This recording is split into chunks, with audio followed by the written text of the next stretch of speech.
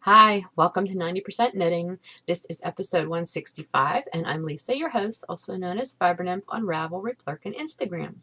Today is Tuesday, June 16th, so it's been about a week and a half since I recorded. I seem to be running on a week and a half schedule lately. There's a breeze coming in, and I have a piece of cardstock up here that blocks out like the glare, and I'm afraid it's going to like blow in because the tape that I have, the duct tape that I have it hanging up with, isn't exactly all that sticky anymore. So hopefully it won't come down and attack me while I'm recording. Anyway, yes, it's been about a week and a half. It's just how it's falling lately, so thanks for your patience as I get these episodes going.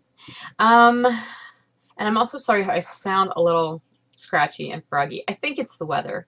We've had the most hideous weather the last few days. I don't want to even get into it, but it's been very wet, and the wet is nice because the rain washes away the pollen, but we've had so much rain because I don't usually have pollen issues, honestly, but the rain has been so much that I think now it's starting to get to be like a mold and mildew issue just in general because it's been so hot. So you get the rain, then you get the humidity and stuff grows, and anyway, so sorry if I'm a little not sounding quite right. I don't feel like I sound quite right, but maybe that's just in my ears. I don't know. All right, let me say hello to Lil Ann from Norway. She introduced herself on the 90% Knitting board on Ravelry, so thank you for doing that. It's always nice to read introductions. And I don't think this will be too long of an episode. However, I may need to pause and cut it into pieces just because I'm expecting someone. One of my yarn helpers is coming over, and I thought I would be able to get this started earlier and get it done before she got here, but I'm kind of thinking probably not because she's coming at 10 and it's like 20 till, and she's very punctual. So anyway, let's talk about the knitting. I have a finished object to show you, and it would be my Cookie Monster socks. They are finished. Got the second one done. This was the first one, and this is the second one. There was more of the pooling on the instep part of the second one than on the first one. But either way, I love how they turned out. I'm really happy with them. This was another Crafty Girls strong sock base in the Cookie Monster colorway. I did an afterthought heel, which I love because I didn't want to disrupt the swirly pooling that had been happening. Although once I got to the foot part, it kind of gets disrupted anyway because then you're no longer doing the pattern on both sides. You're only doing it on the top, and then you're doing stockinette on the bottom. And so that change in patterning also disrupts things. But it's fine. It was just a 2x1 rib the whole way, and I'm thrilled with them. And now I have a new pair of socks for my sock drawer because, as I've mentioned before, if you've been watching for a while, I had to throw away a lot of my socks just because they've been around for a while. I've worn them to death, and so I'm restocking the sock drawer now. That's my plan. So that's one more for the sock drawer. Yay! Let's see what else. I have worked on my verdure. That is kind of my constant project right now. I'm trying to get a certain amount done every day. I did finish, last time you saw it, I was still in the stockinette section. And I finished that probably shortly after that point. Finished that, and I'm now on the applied edging. Well, this applied edging requires a lot of thought for me. It's a lace panel, so here's how much I have done so far. I'm not sure how well you'll be able to see the motif. Up here you might be able to see it more. Let's see, do I have a piece of paper I can put behind it? Let me see if I put this behind it. Will that help? Not really, because it's not blocked or anything. I'm trying to get the light to shine on it. There, you can kind of see it there. It's a pretty little leafy motif. You have to do 48 repeats of it. I have done 15.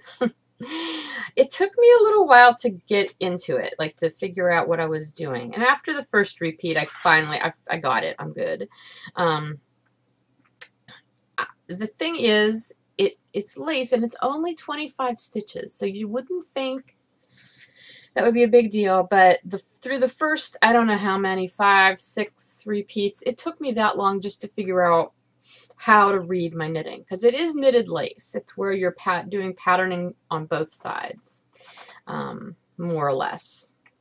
Usually, lace, knitted lace, lace knitting is where you're doing all your patterning on the front, and then the wrong side are rest rows generally. And I guess this kind of is like that, but instead of all purling, you're doing some knitting too. So maybe it's a hybrid. I don't know. At any rate, it's taking a lot of my concentration. At first, I couldn't multitask. Like, I couldn't even have a podcast on while I was working on the lace panel. And this is absolutely nothing against the pattern. The pattern is fabulous. It is Verdure by Fluffy Fibers, who's Isabel from the Fluffy Fibers podcast. And she had sent out an update for it, but I think the update was only in the chart, and I'm not following the chart. I'm following the written instructions for the lace border. So this version doesn't have the picture. Do I have the... Oh, here it is. Yeah, here's what it will look like. And I'm sure you've probably seen it on other podcasts at this point, because a lot of people are making it. And it's very pretty. And that paper is going to make me crazy because it's making noise up here by my window now. It's breezy today, but it's still muggy. Like, I can feel it starting to get moist. Anyway, so I am 15 repeats in. I've been trying to do at least 2 a day, usually first thing in the morning when I'm fresh. And I've gotten to the point now where I know what I'm doing. I know what to look for. I've made some notes in my pattern, so because there were certain things that I was missing all the time. Like on the wrong side rows, you slip the first stitch. I was forgetting to slip the first stitch half the time, and then I was ending up with an extra stitch, and yeah, just different things. So I'm to the point now where I'm pretty confident on the pattern, and I can get through. I actually haven't timed it. I don't know how long it's taking me to get through a repeat, because it's 10 rows. I can't imagine it's taking me much more than 15 minutes. That would be bad. But I'm trying to do 2 a day. Now, the last couple of evenings, I've also done a couple at night, because I wasn't too tired to do that. So I'm making progress, but it's definitely going to be a little bit of a, not a slog, that's not the right word, because it's very fun knitting. It's going to take me a while, that's all. So, but I'm happy with how it's turning out. I wasn't real sure about how the lace panel was going to work out in this variegated yarn. This is my bedazzled base, and this is the Thorin colorway. So it's a lot of green and brown and gold with the sparkles in it, the silver sparkles. But now that I'm seeing it, it looks fine. I think it'll block out and you'll be able to tell the motif very nicely. I made a goof. I actually went down, because I was doing the whole shawl I did on US 5s, the stockinette section, which is not what the pattern calls for. I think it calls for 6s. Yeah, but I went down to 5s, and then I went down one more needle size for my other needle. I'm using a US 4 to work the lace, or at least one row of the lace, because I'm knitting it back and forth on the 5 and the 4. Although last night when I sat down to do it, I did 2 motifs last night, and the first 1.5 I realized I was just using both ends of the 5. So technically I have 1.5 motifs. It's probably a slightly bit bigger. I don't think you're going to be able to tell. But anyway, it's coming along nicely. I love it. The pattern's very well written. I haven't had any problems with the pattern. And I like how it's looking. So hopefully in the coming weeks it will be a finished object. Probably not by the next time I record. I'm thinking it's going to take a couple more before I have that finished off.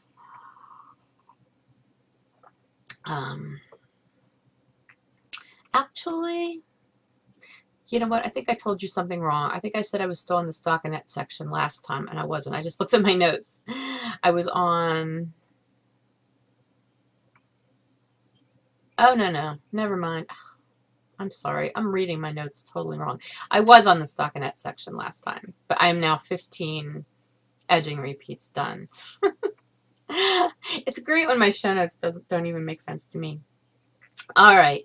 Let's see, what else have I worked on? I showed you last time a little design project that I had started out of my Bonafide DK weight base in the Sea Monsters Need Love 2 colorway, the striping colorway. I have worked on that a little bit, but it's to a point now where I'm not going to show it to you anymore until I have it all finished. So you can stay tuned for that. I'm not putting a ton of time into it right now just because I've got other design projects out there, as we know, that I haven't finished up yet. So that one's just more or less something that I can do occasionally when I need something on heavier weight yarn to play with instead of all these lightweight finger and weight things that I've been working on.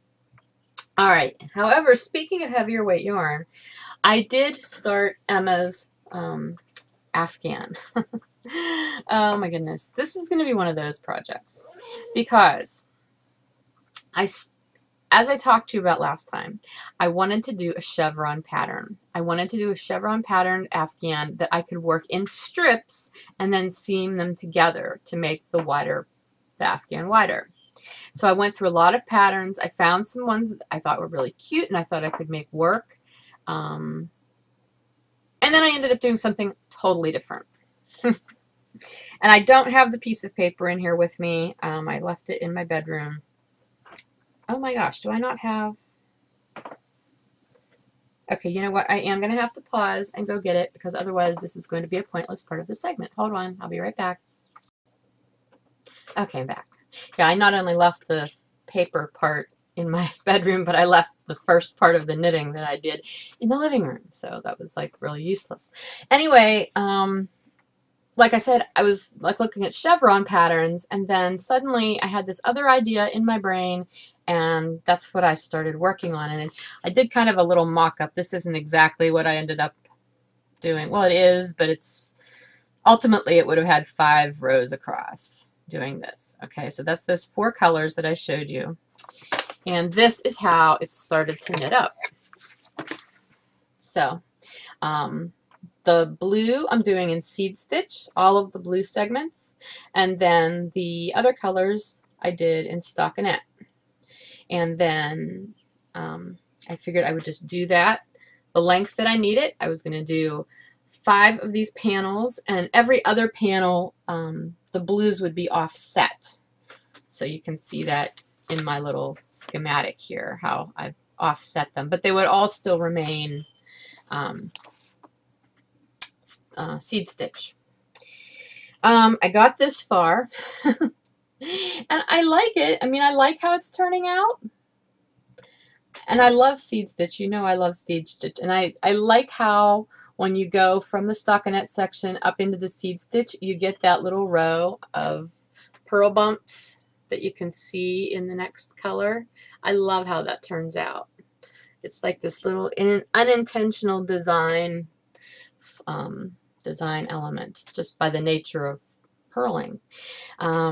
Anyway, so I was going to town on this when I was on Instagram one day and someone posted a picture.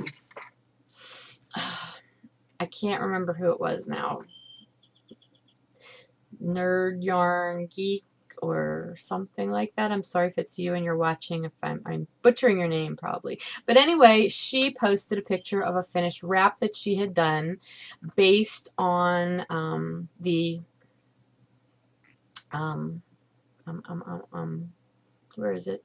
Favorite Scarf Ever pattern by Lisa Bruce. Now, I did not print that pattern out.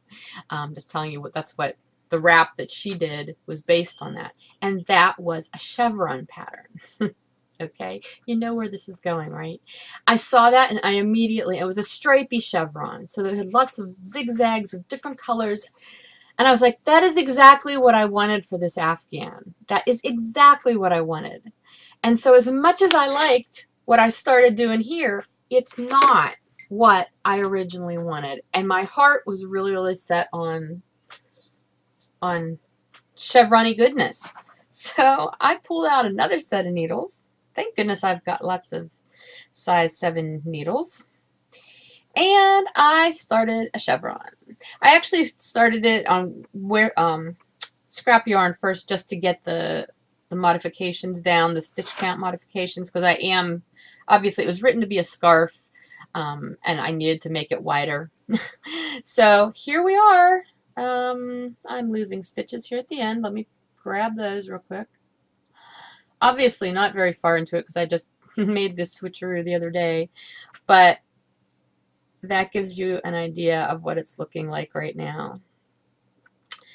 I put it on a couple needles last night just so that I could measure how wide it's ending up.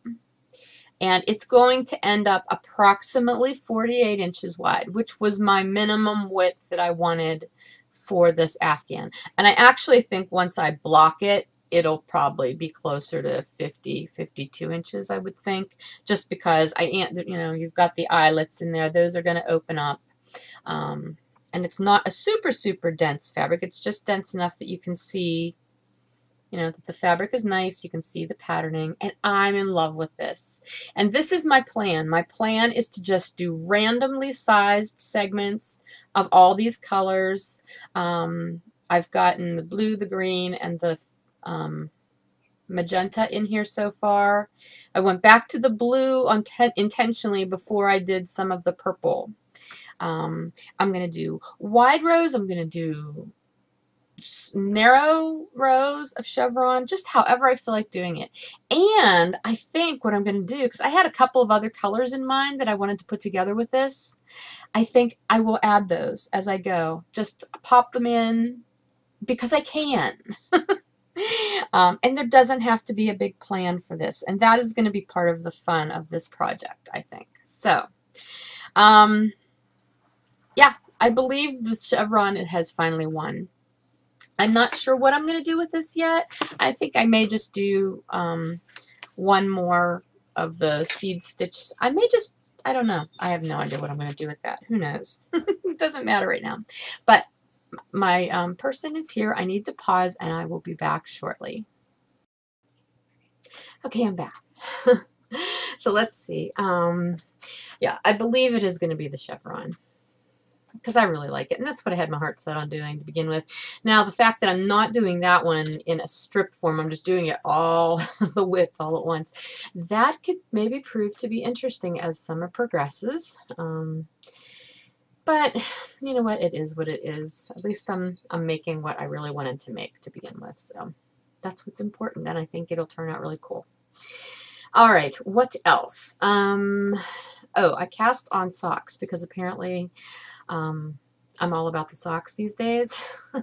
Actually, what I was doing last week was I went through, if you could see over to the left, the left, that way from these bins, I've got a big pile of baskets that have, they're baskets, but then piled on top of them are project bags full of projects that have been languishing for ages, like years, not just months, but years. And I finally went through them the other day. I went through my Ravelry project pages and pulled up all of the ones that were hibernating, because they mostly all were in hibernating status already.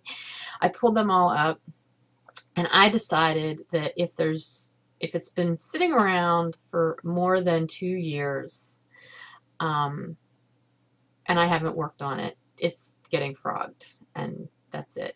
There was one or two that probably haven't been sitting around quite that long, but for one reason or another, it didn't pass. It's getting frogged. One of those things was a pair of socks that I had started a couple years ago. I believe it was a couple of years ago now. And it was my friend Melissa's pattern, Meltran Designs, her Cursed Cable Socks pattern, which I love the pattern. It's so pretty. The cable's so unique, and I love the way, it crosses across the foot. And the same way, she also did a version called the Cursed Cable Mitts, which we did kits for with inversibles.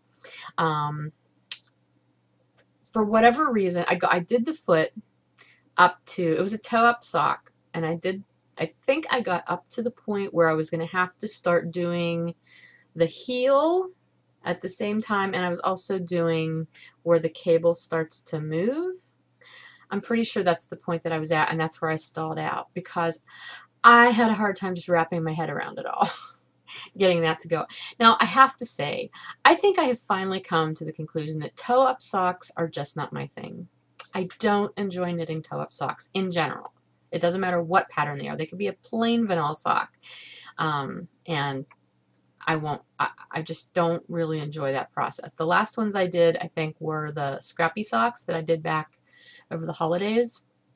And the only reason I did those that way was because I didn't know how many scraps I wanted to end up using. So I wanted to be able to make them as tall as I could. But other than that, I don't know. You know, I've got those expanding community socks that I'm kind of doing as I knit along with Disa out of the Baubles colorway that we both have. And I'm having that same stalling out issue because of both the toe-up nature of it and the patterning. That's the other thing that I'm realizing about myself with socks. I love vanilla socks. I love mindless, simple patterns. And if you notice, I mean, most of the socks that I have designed, I won't say they're mindless per se, but they're very intuitive and they're very easily memorized, and you can sit down and you can work on them without having to have a chart, without having to have you know, instructions in front of you to refer to with every round.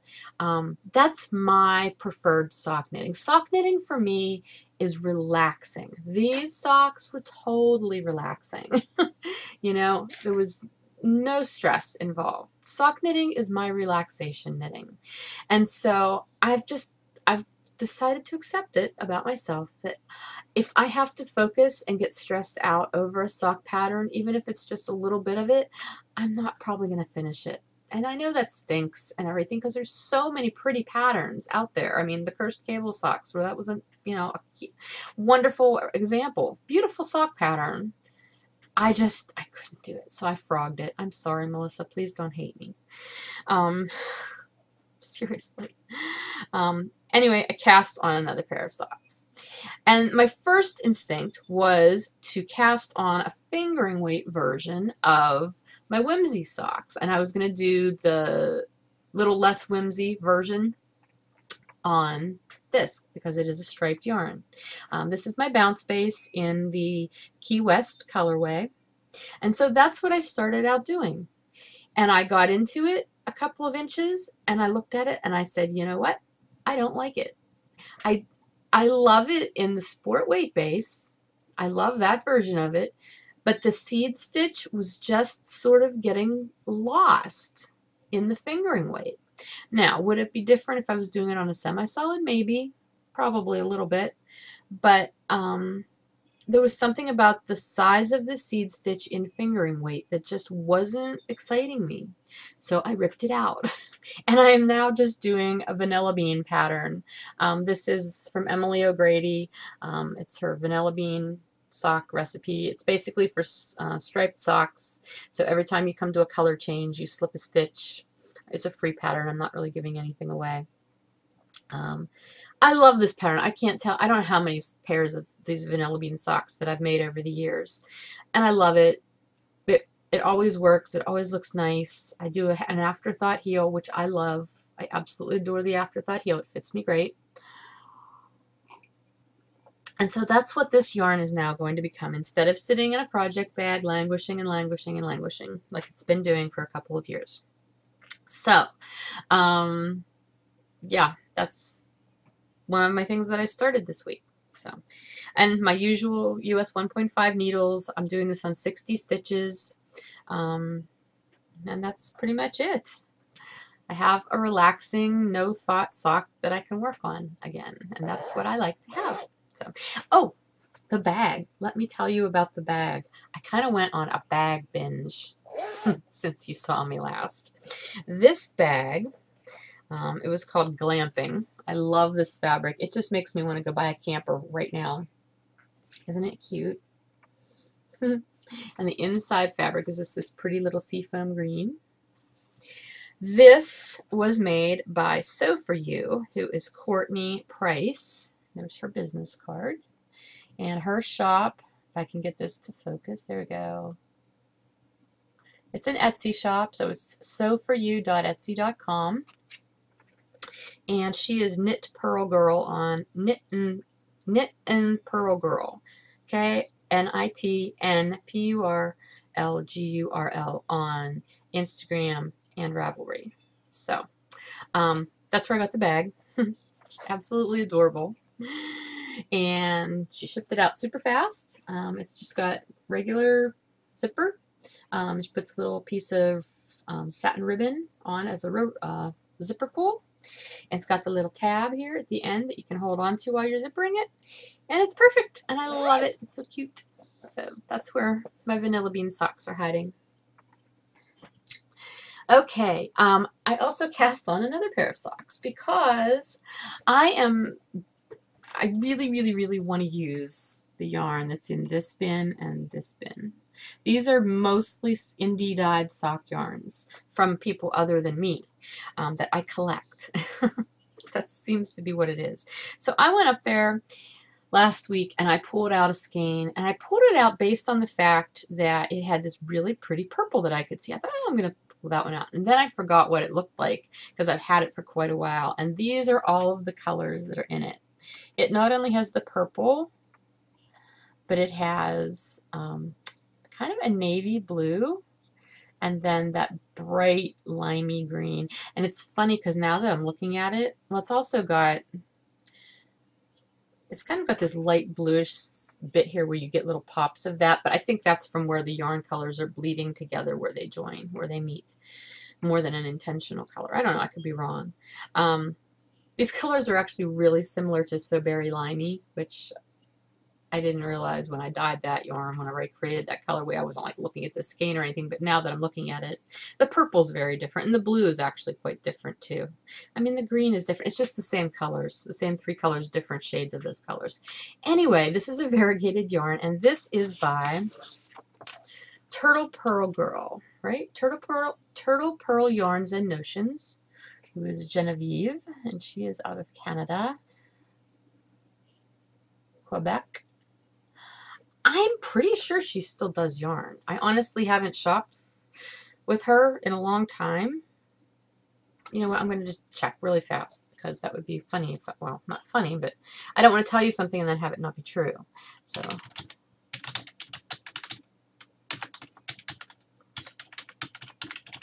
let me see if she's still on Etsy. Yes, she is. Turtle Pearl Yarns. It looks like she does self-striping too. That's pretty awesome. I don't know if she always did that or not, but this is not a self-striping.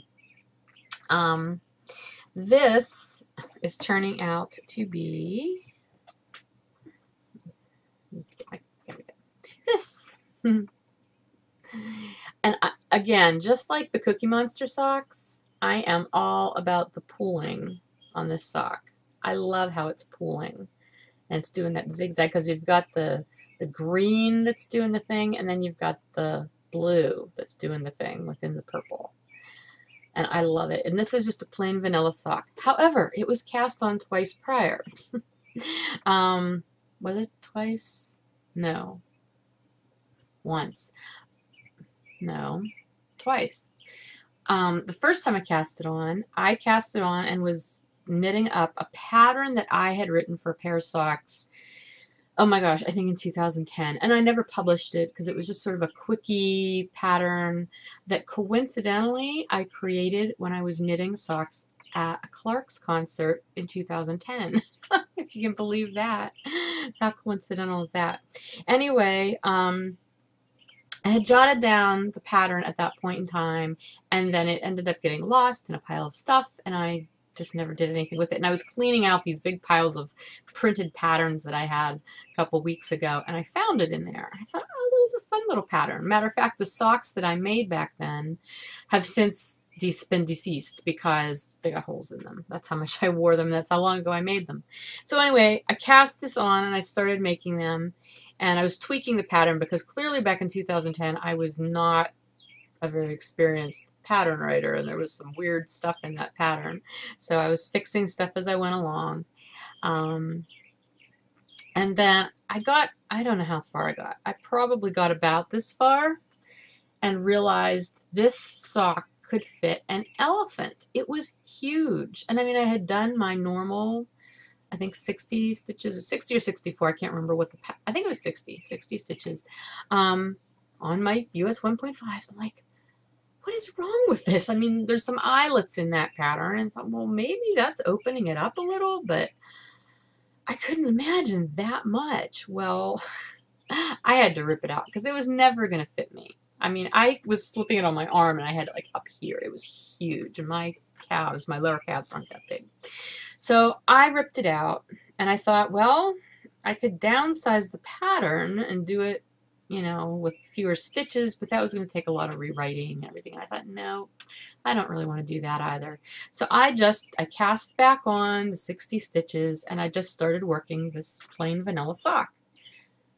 It was turning out huge. I'm like, what the heck? I couldn't figure it out. Finally, I stopped because I thought I cannot possibly be having this many gauge issues with all these socks. And I looked at the tag from the yarn. Well, it's her soft shell turtle toes base, which is an MCN base, 80% superwash merino, 10% cashmere, 10% nylon. It's a 3-ply. Okay. Then I looked at the grams and the yardage. It's 115 grams, 357 yards. So that tells me that there are just over 3 yards per gram. Now, my fingering weight yarns, like Bounce, has 400 yards to 100 grams. So that's 4 yards per gram. My Sunshine base has 490 yards to 100 grams. So you're getting almost 5 yards per gram. This is definitely closer to a sport weight yarn than a fingering weight. It's not denoted as either one on here, and when I purchased it, I'm not sure if it was spelled out as one or the other. It's been a really long time, like years since I purchased this. So I don't know. Maybe it was a sport weight. It's definitely a heavy fingering weight if it's not a sport weight. Yeah, because my sport weight,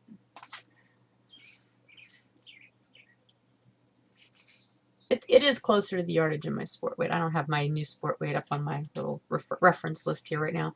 At any rate, what I ended up doing was I ripped it out again and still using the 1.5s because I really kind of like the fabric I'm getting with the 1.5s. It's a nice, it's not bulletproof, but it's a nice sturdy fabric. I went down to 52 stitches, which I never do for a sock. But you know what? It fits perfectly. I can slip this over my ankle. It's nice and stretchy. It's perfect. So it was a lot of casting on, ripping out this past week just for some socks. But I'm happy with what I've got now. So that's what's important. So again, obviously a very mindless pattern because it's a stockinette sock. I will probably end up doing an afterthought heel on it, although I may not. I may not worry about the swirling getting messed up. I may go ahead and do just a heel flap. I don't know. We'll see how I feel once I get to that point. But it is actually living in another new bag. This, I love, love, love this bag. Whoops, I've got it dented up here. Let me show you. Isn't it adorable? If you are from my age range, you'll understand. This is from Naughty Gnome Crafts.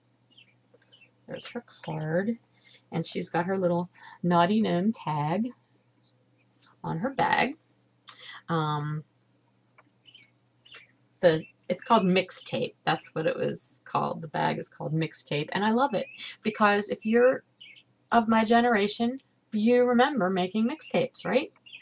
You might still have some hanging around. Anyway, the inside fabric is this nice little checkered pattern in there, and it's very well made. It's beautiful. Again, it's just a regular zipper. She's got just this little piece of, it's not thread, it's sort of a plastic, heavy-duty plastic thread that's just on there as the zipper pull, which, you know, it works fine. And there is a tab on this one too, although this tab is on this side. I don't know if that matters. I don't think it matters. Anyway. Yeah, so that's where this is living. This is what my new favorite size and shape bag, project bag. I mean, this one too, it's a little smaller, but generally speaking, these are the size and shape that I am loving right now. They're not as squishy to put in, you know, like a purse or something. But honestly, when I take these out, like the mixtape bag, I had that out with me yesterday. I threw everything in there that I needed. Through my wallet, I threw, you know, a pen, I threw a couple of things out of my purse in there, and I had plenty of space, and my project was in there, and it was fine. And that's what I used as my purse, and it kind of made me feel quirky because people thought, oh, she's carrying a purse that has cassette tapes on it. I don't know. But anyway, so that's another new bag and my other new project that I cast on this week. So that's been my casting on. I am still working on getting my designs ready to publish. I do now have the pretty pictures taken of the Rambler cow. Heather and I did that last week. I have not had time to edit the photos. So we're getting there step by step, a little closer every day. You're going to be totally shocked when I finally tell you that it's published, aren't you? I know, me too. Alrighty. And the Whimsy socks, I'm still working on writing that up. I do have a few people who have emailed me recently wanting to test knit. If you would like to test knit for that, please do email me, fibernymph@gmail.com. I do all my test knitting. I facilitate that through email, not through Ravelry, just because it's easier to keep track of people and messages and everything through email. So please do that. What else? No spinning. Just didn't have time to spin again. I showed you the new things. Oh, actually, there's one more bag. There were those two, and then this was the last one. This is by Coggy TM, who you might know from the High Fiber Diet podcast.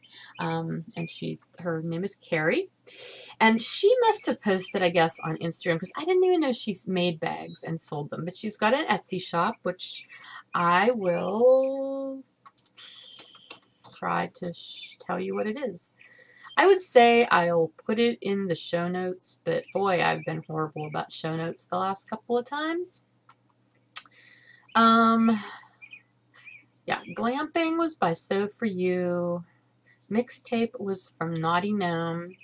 The small project bag, this one was from the High Fiber Diet. That's what she is on Etsy. So her Etsy shop is called the High Fiber Diet, if you want to look it up. Anyway, she posted a picture, and I don't even remember if it was this bag that she posted the picture of on Instagram. But I went to her shop, and I looked, and they're drawstring bags, but she had all of this super cute patriotic fabric. Now, I am a patriotic person, I think. I don't tend to like surround myself with flags and things like that all the time, but I like them, and I like this. I just thought this was so cool, and I had to have it, so here it is. It's really well made. It's super cute, and it's a nice squishy drawstring bag, which is this is my old favorite. Like, it's still my favorite, but it's like the one that's always been my favorite is a nice squishy drawstring bag, because I can put my project in and I can fold it. Yes, I can fold it and throw it in my purse or just throw it wherever. She's got this nice thick grosgrain ribbon pull, and it's a pretty polka dot fabric on the inside, but I like how the polka dot fabric forms this lip on the outside too. So you've got two different patriotic, flaggy, USA kind of fabrics on it, and it's nice and deep, and it's wonderful. So thank you, Carrie. I can't wait to use it. Now I must have to cast on another sock or something to put in there. Okay, I didn't tell you, because when I'm bad about telling you what bags I'm using. This one is what's holding the Afghan stuff in it, and this was from the Silver Shed, and I believe I purchased this one off of Leading Men Fiber Arts website, because they carry her bags. I'm pretty sure that's where I got this one. So, but I've had this one for a while, and I love it. It's a nice big bag. And the other one that has my verdure in it, this is an Amy Beth bag, the Fat Squirrel Speaks, that I picked up at SSK last year. So there's my bag review. Sorry. I'm just so bad about telling you about bags. Although, who was I watching? I think it was Sarah from the Canadian Knitter podcast. I'm pretty sure that's who I was watching yesterday. And she was talking about, wouldn't it be cool if there was a way to put your bag stash in Ravelry or something similar to that, so that whenever you put your project information up on your project page, you not only have your yarn and your needles and what pattern you're using, but you know what bag you're using too. And I think that is a fabulous idea. So I think, Sarah, I think you should definitely recommend that to Ravelry. I think it would be awesome. I've got tons of project bags over there in my bookcase. I'd love a way to keep them organized. And I think I'd be better at keeping my bags organized on Ravelry than I am my yarn, because I'm so far behind. My stash is never going to all be up in Ravelry. Oh my goodness. So anyway, alrighty, let's get moving along here. I do have a drawing to do today. Last time I showed you the diamond divide sock pattern. Where is it? I kept it out. I thought I kept it out so I could show it to you again. Oh my goodness. You know, I'm just not even going to keep trying to find it because I'll be here forever. I did actually organize all these piles on my desk the other day. The Diamond Divide Sock Pattern by Sarah Jordan, who is a Pittsburgh area designer. She designed the Diamond Divide socks using my Good and Plenty striping colorway. And I put up a thread last time because she said she was willing to donate a copy of that pattern to one of our viewers. So I am going to go ahead and I'm going to do the drawing once I get to the group. I thought I already had that up, but apparently not. Okay, so let's see. There were 27 posts. The first one was mine. And the question I asked was, if you'd like to be entered to win a copy of this pattern, please post once in this thread telling me what yarn from your stash you might like to use to knit the socks with. And you were totally allowed to post a picture. And if you didn't have stash yarn to use, you could say what yarn you'd like to buy to knit them with. So let's see. Let me get to random here. And I will go 2 through 27. And number 26 is the winner. So next to the last post. And that is Blonde 20 Fan, Jessie from Michigan. So Jessie, congratulations. And she said, I have a skein of Leading Men fiber arts in the foliage colorway that needs to be knit up. I love that colorway. I made foliage socks last year, so that would be an awesome yarn to do that pattern out of. So congratulations, Jessie. Please PM me when you see this and let me know that you won, and then I will send your information on to Sarah and she will gift the pattern to you. So congratulations and thank you for entering. And I'm going to write your name down so that I remember. Okay. Alrighty, what else? The Alphabet Cow. The Alphabet Cow is going full tilt boogie. There is lots and lots of chatter going on in the regular thread. It's just the Alphabet Cow June through September thread. That's the one. Feel free to chatter, talk about anything. You can post pictures of what you're working on if you want to. You can ask questions. I'm trying to get through there fairly regularly. I was off a bit, but I did go through this morning and answer some questions that had been brought up in the last week or so, so I'm sorry it took me a while to get back to you on those. But those are there, and just to highlight, a couple of the questions that came up was, number one, is there a minimum yardage requirement for the projects in this cow? No, there is not. And I know that might not seem super fair, especially if you have chosen to do like a huge shawl and other people are maybe doing mug cozies, you know, fast projects or whatever, but it's a choice. Everybody can do whatever. You can do a mixture. You could be working on a huge project and then you can do lots of little projects if you want. Totally up to you, but no, there is no minimum yardage requirement for this knit along this time. And the other thing was about standalone projects versus smaller parts of large projects. Like dishcloths. Obviously, they're really small, or small-ish, and they're fast, but they are standalone projects. Like once you knit a dishcloth, it's done. You have a dishcloth. You can use it. Even if you're choosing to knit 5 dishcloths to give as a gift to someone, each one of those dishcloths stands alone as a finished project. unlike the squares for a Cozy Memories blanket. Okay, I know each one of them by itself is not a finished project because it's not what you're going to be using it for ultimately. It's part of that bigger project. So even though it's finished, because it's that finished little square, the whole project isn't finished. Now, if you were making like little mitered squares or crocheted squares and using them as coasters, each one of those would be a standalone project because it's finished, it's done, it's in its final form. Does that make sense? I'm trying to keep this simple. I know, too late for that, right? I know it may not seem fair, but the whole bottom line is everybody has the ability to make a choice about the projects that they want to work on for this cow.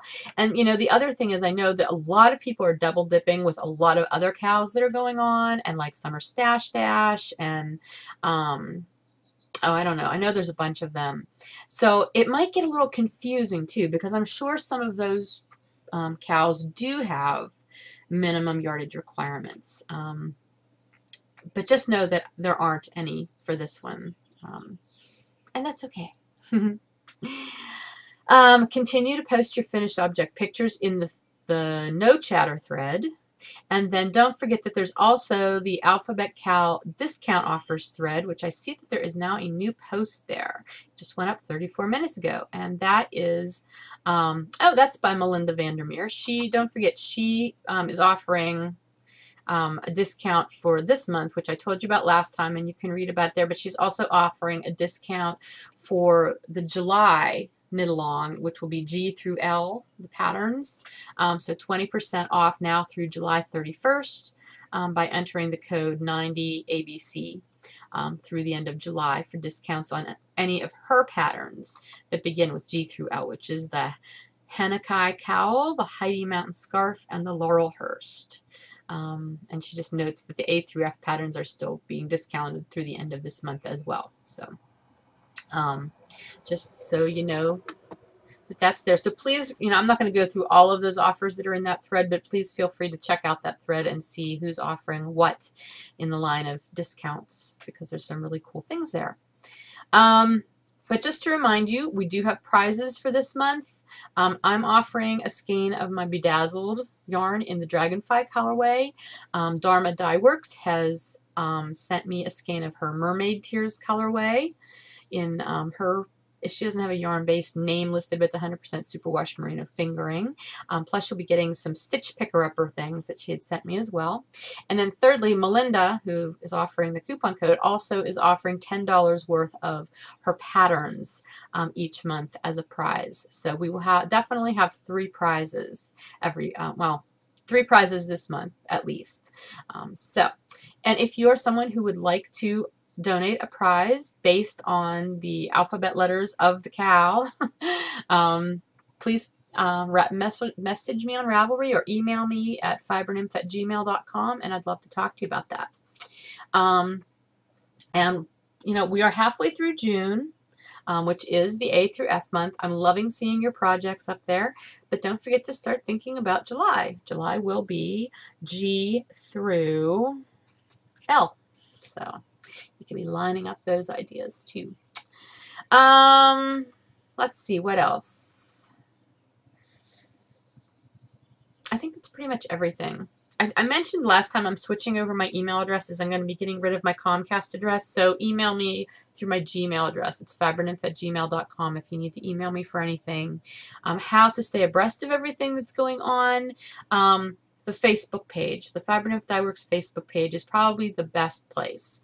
The 90% Knitting group and the Fiber Nymph Dye Works group, I try to post as much on there as possible as well. The 90% Knitting group is mostly geared towards podcast stuff and the knit along, things like that. The Fiber Nymph Dye Works group, that's obviously more geared towards businessy stuff. I try to post when I'm going to be having updates there, things about the quarterly drawing and everything. So those are the places best to find me. I am on Instagram. I don't post a whole lot of businessy stuff. I did the last update. I did post a couple of kind of promo pictures.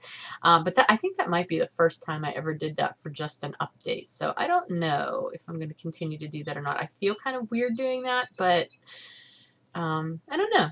It's just another way to let you guys know what's going on, because I know it's impossible to stay on top of every social media out there. It's hard for me to remember to post every single social media out there, frankly.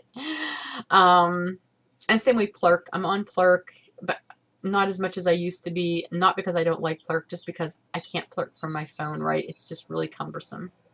And that's usually what I'm on. So anyway, all right, 10%. Let's see, my grandson's in town. I told you that last month, or last recording. I did get to hang out with him last Thursday and Friday. Picked him up Thursday. We went to Five Guys for dinner. He'd never been to Five Guys, and he was quite impressed. I was impressed with how much he ate. He's 10. He ate as much as I did. So anyway, he spent the night, and then Friday he helped me in my garden because it was a nice day, and we went out in the morning and we planted all of my plants in the garden finally. This garden's going to kill me this year because I'm having tilling issues. I think maybe I mentioned that last time. I don't know. But I'm doing the best I can. And at this point, it's so late into the month of June that I feel like whatever gets in, gets in. Whatever doesn't, I'm just not worrying about it anymore. It'll be what it'll be. Every year's garden cannot be perfect. But I did just buy this fabric that you can put down that will let water through, but will not let weeds grow, supposedly. So I still have to put that out, but that is if it ever stops raining. Told you I went to a concert this weekend. That was a lot of fun. It was just a nice timeout, honestly, because I needed a timeout. And I love live music, and it had been a while. I think it had been probably a couple years since I've been to a concert. Emma and I went to see Green Day a few years ago, maybe 2013. It was on Easter. I remember that. But I think that's the last concert I'd been to. So getting to go and hang out with a whole venue full of people who also enjoy the Clarks was a lot of fun. You feel like you're at like one big party, you know, whenever you do something like that. You could be there by yourself and still feel like you're with a whole crowd of people that you know because they know the music too. And there were two opening acts, neither of which I really knew, but they were both really, really good. And the one was Paul Luke, who I turned out, I had downloaded some songs through iTunes, and I realized when I was at the concert, one of them was his, and I didn't even realize it. So that was sort of cool. And the other was the Hawkeyes, and they were all Pittsburgh-based bands. So Pittsburgh's really got a pretty cool music scene. I bought, when I was at Lowe's, I bought a swing for my front yard. Did I tell you about this already? I feel like I started talking about it earlier. Maybe I just, in my brain I did. But yeah, I have not had a swing in my front yard. Not like a kiddie swing, but like a, you know, a patio swing kind of swing, except on a frame. Since the year the big tree fell in my front yard, that was 2 summers ago. And that took out the tree that the swing used to sit under, and the swing had to get moved so we could clear that huge tree out. And the swing was falling apart anyway. It was a wooden swing. And so it just got thrown away. We just did away with it. And I haven't had a swing in my front yard since then, and I've really missed it. So when I was at Lowe's the other day buying stuff for the garden, I realized that this one swing that I'd seen for a while had been, it was on sale. And I'm like, it was a really decent sale too. So I thought, you know what? I am buying that swing. And I did. And I brought it home, and it took me a little under 2 hours to assemble it by myself. The instructions said 2-hour estimated time for assembly with 2 people. So hey, I did it all by myself, dodging rain because it kept sprinkling, and then I was about 2/3 of the way full, and I was at the point where it has an awning on it. Like I was assembling the awning part when it really started to rain, and like I could hear thunder getting louder. So I decided now would be a good time to go in the house for a little bit. So I came in the house and right after I walked in the house, there was this huge crack of lightning somewhere close by. So I figured I timed that really, really well for not being outside playing with something metal. But then it stopped raining, and I went out and I finished it, and I got to spend a couple of hours Sunday evening just sitting on my new swing and knitting, and it was awesome. I have not been able to use it since because it's been pouring down rain pretty much consistently ever since then. Like right now it's not raining, but I know in an hour or so it will be pouring down rain again. So anyway, I'll try to put a picture of this swing in at the end of the podcast so you can see it. That's about it for the shop sector, for the 90% knitting section. And the 10%. Shop news, all I can say is June is the last month for the second quarter drawing, so the finished object drawing. So get your finished objects posted between now and the end of June. If you've knit anything out of Fiber Nymph Dyeworks yarn, knit or crocheted or woven, whatever, any craft like that will do. If you've used my yarn, if you've spun my fiber, and then knit something or used it in some other way, feel free to post a picture. It has to be completely finished object. It can be started prior to the quarter, but it has to be finished by the end of June. So to qualify, and then I will do a drawing for a $25 gift certificate to the shop on the first podcast in July, and that will start a third quarter. I can't believe the year is almost half over already. It's crazy. What else? There will be a shop update, but not this week. It will be next week on Wednesday, June 24th at noon Eastern. I can't even tell you exactly what's going to go up in it. I am going to try to have some fiber, though. I haven't done fiber in a while, and with Tour de Fleece coming up now seems like a good time to put some fiber in the shop. So there will probably be fiber. I don't know what else.